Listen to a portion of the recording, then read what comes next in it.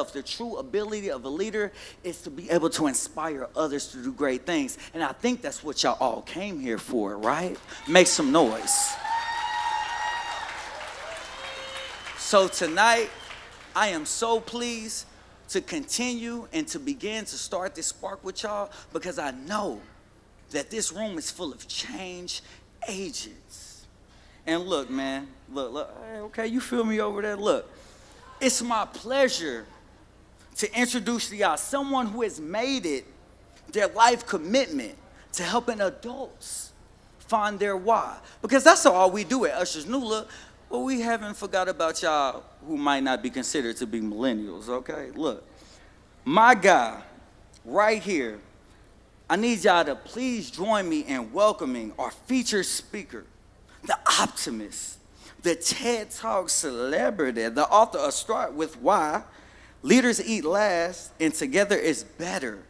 Y'all better make some noise for my guy, spark starter, Mr. Simon Sinek.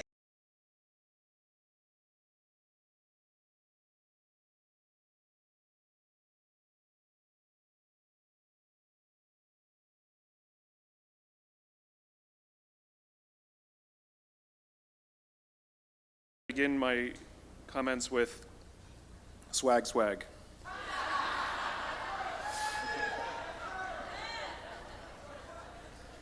So I had the chance to meet with some of the kids in the program today. Where are you? Scream out. There you go. I love those kids. And so what I thought I would do, because they gave me a little bit of time to say whatever I want, is offer you a little bit of some observations for your future. I have 5 little rules that you can follow as you find your spark and bring your spark to life. The first is to go after the things that you want. Let me tell you a story. So a friend of mine and I, we went for a run in Central Park. The Roadrunners organization, on the weekends, they host races.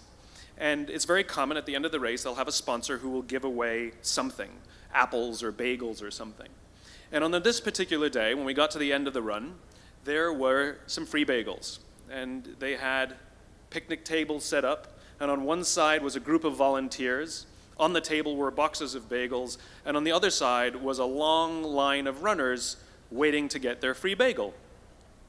So I said to my friend, let's get a bagel. And he looked at me and said, the line's too long. And I said, free bagel. And he said, I don't want to wait in line. And I was like, free bagel. And he says, nah, it's too long. And that's when I realized that there's 2 ways to see the world. Some people see the thing that they want, and some people see the thing that prevents them from getting the thing that they want. I could only see the bagels. He could only see the line. And so I walked up to the line. I leaned in between 2 people, put my hand in the box, and pulled out 2 bagels. And no one got mad at me, because the rule is you can go after whatever you want. You just cannot deny anyone else to go after whatever they want. Now, I had to sacrifice choice. I didn't get to choose which bagel I got. I got whatever I pulled out, but I didn't have to wait in line.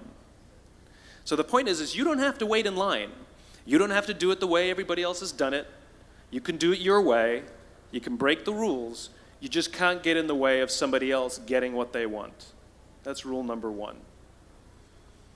Rule number 2. I like this one. In the 18th century, there was something that spread across Europe and eventually made its way to America called puerperal fever, also known as the Black Death of childbed. Basically what was happening is women were giving birth and they would die within 48 hours after giving birth. This Black Death of childbirth was the ravage of Europe, and it got worse and worse and worse over the course of over a century. In some hospitals, it was as high as 70% of women who gave birth who would die as a result of giving birth. But this was the Renaissance. This was the time of empirical data and science, and we had thrown away things like tradition and mysticism. These were men of science. These were doctors. And these doctors and men of science wanted to study and try and find the reason for this Black Death of childbed, and so they got to work studying, and they would study the corpses of the women who had died. And in the morning they would conduct autopsies, and then in the afternoon they would go and deliver babies and finish their rounds.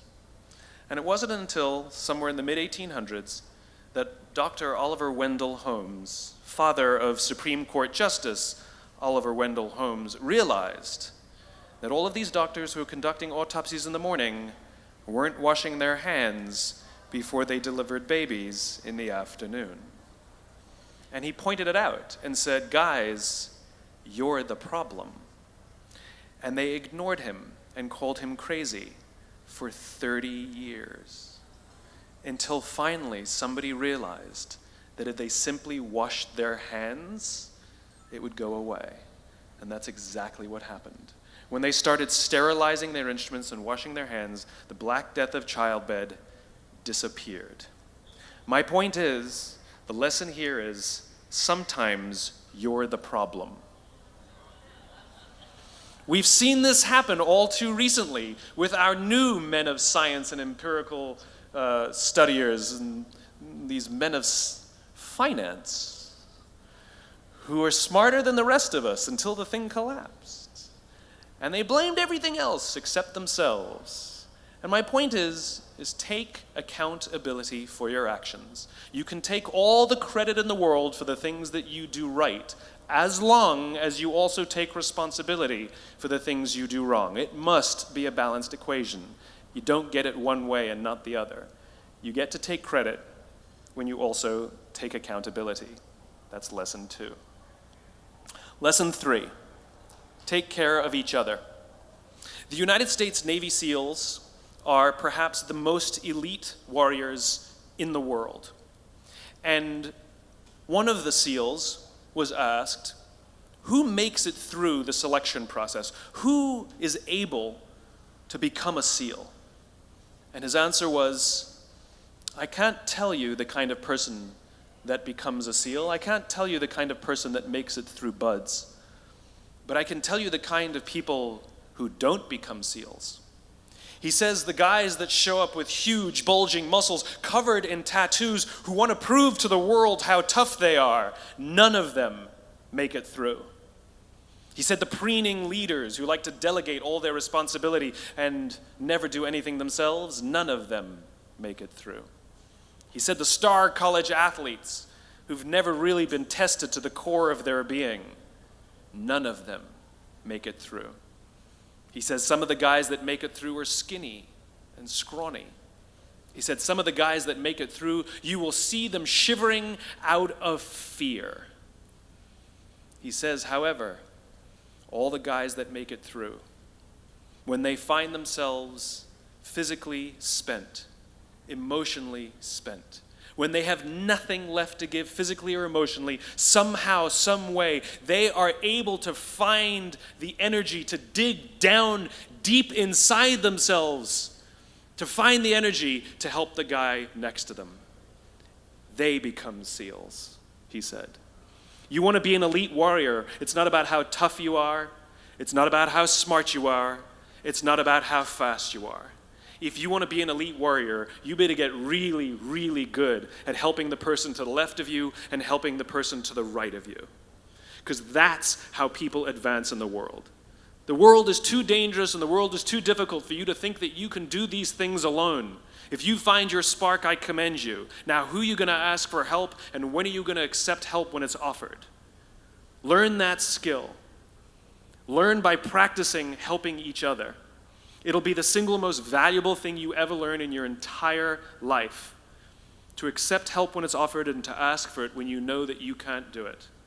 The amazing thing is when you learn to ask for help, you'll discover that there are people all around you who've always wanted to help you. They just didn't think you needed it because you kept pretending that you had everything under control. And the minute you say, I don't know what I'm doing, I'm stuck, I'm scared, I don't think I can do this, you will find that lots of people who love you will rush in and take care of you. But that'll only happen if you learn to take care of them first.